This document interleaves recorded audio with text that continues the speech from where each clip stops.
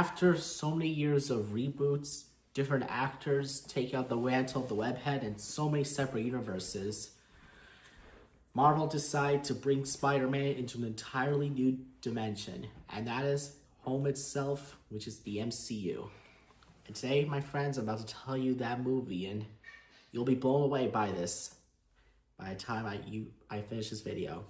What's up, guys? My name is Nate, and on this 30th episode of the Road to Avengers Doomsday, we're taking a look at Spider-Man Homecoming, the film that reintroduced the web slinger as part of the MCU. Instead of retelling the origin we've seen many times, it goes in a completely different route, and I'm about to tell you why, so you wouldn't miss it out.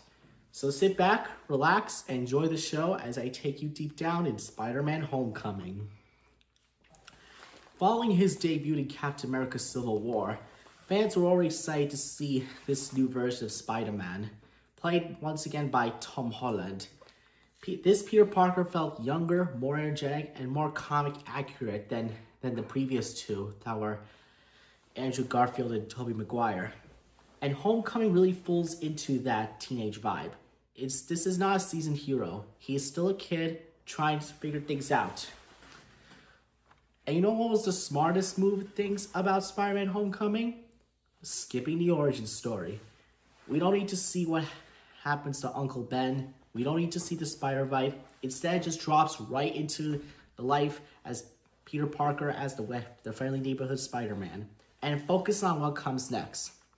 So what makes Spider-Man Homecoming stand out is how much it embraces Peter's everyday life. School, homework, friends, and crushes.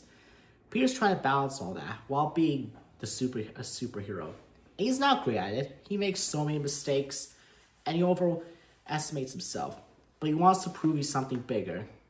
I gotta appreciate the actors they picked for Peter's friends. I gotta tell you about Jacob Batalon, who plays Ned. They're really good friends. I really like the actor's performance. These two really do really great performance. And also, let's talk about Zendaya as MJ. Guys, I gotta tell you, Zendaya does great acting as MJ. Okay, even if it's not the MJ we know from like different Marvel stuff.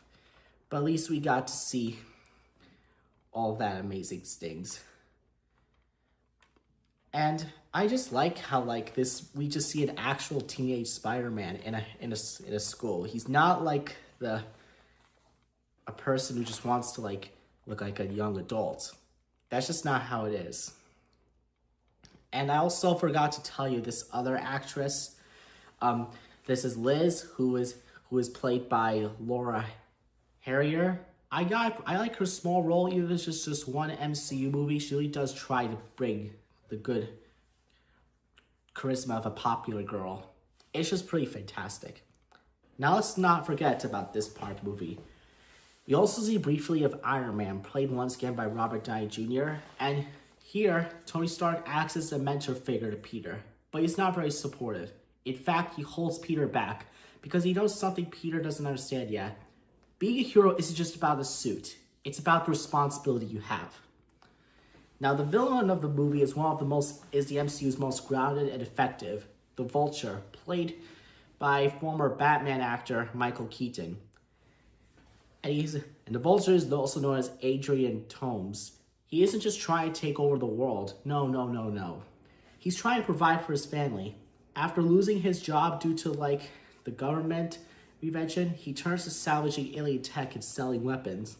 That motivation makes him relatable, which also makes him very dangerous. And here's the twist that got me really surprised when I first saw this movie first time. Peter discovers that the Vulture is actually Liz's dad. And it's one of the most intense and unexpected moments in the MCU. And that car scene, especially with both actors Tom Holland and Michael Keaton talking, pure suspense. No explosions, no action, just two characters who suddenly realize what they're dealing with. It just gives me really vibes of the original Spider-Man movie with Tobey Maguire. It does great work how this movie shows how to do things. I like it. And one of the most important moments in the MCU comes when Peter loses the suit, and Tony tells him this quote, "If you're nothing without the suit, then you shouldn't have it." That line defines Peter's journey, but by the end of the film, he proves he doesn't need it.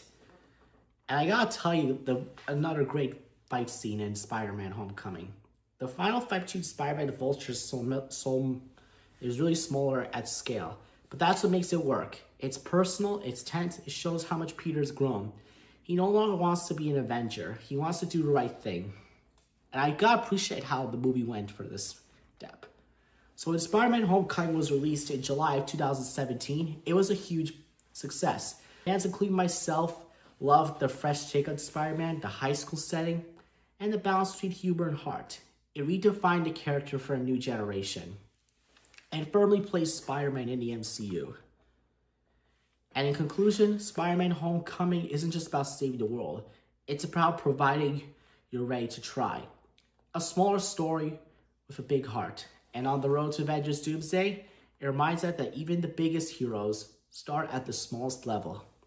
If you enjoyed this episode of Day Reviews, make sure you give it a like, and subscribe, and let me know down in the comments below. Where does Spider-Man Homecoming rank for you amongst other Spider-Man movies? And I'll see you in the next part as we continue the road to Avengers Doomsday. Peace out and have a good day.